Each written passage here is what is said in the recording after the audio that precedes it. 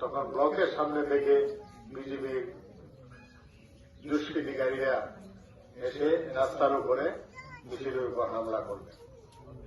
এই লড়াই তো শেষ নয়, ইনকিলাব জিন্দাবাদ, শহীদ কমরেড শহীদ মিয়া অমর রহে,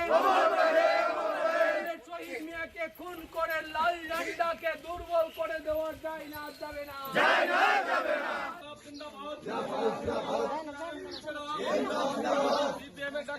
মিছিলে দলে দলে যোগ দেন, মিছিল থেকে আওয়াজ তুলুন কমরেড শহীদ মিয়ার হত্যাকারী হুঁশিয়ার।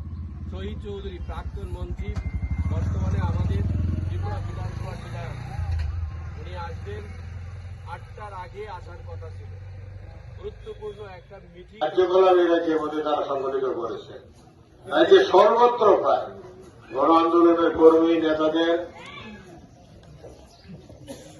ঘরবাড়ি পুড়িয়ে দেওয়া, জ্বালিয়ে দেওয়া, ফিজিক্যালি আক্রমণ করা, এমনকি এখন পর্যন্ত 14-15 জন আমাদের কর্মী নিহত হয়েছে, শান্তিপুর হয়েছে।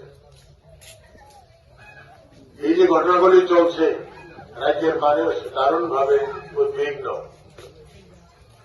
এই কথাটা সারা রাজ্যে মানুষের মধ্যে ব্যাপকভাবে আমাদের নিয়ে যেতে হবে।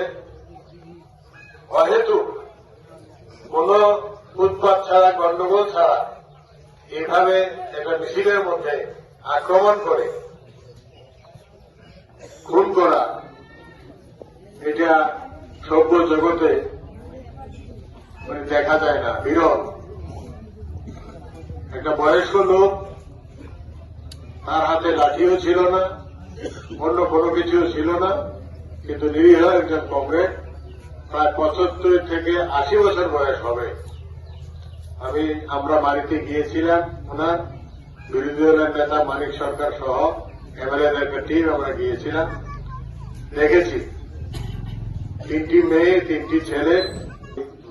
আগরতলা সোনামুড়া যে মেইন রোড, এই রোডের পাশেই দাহ করা হয়েছে।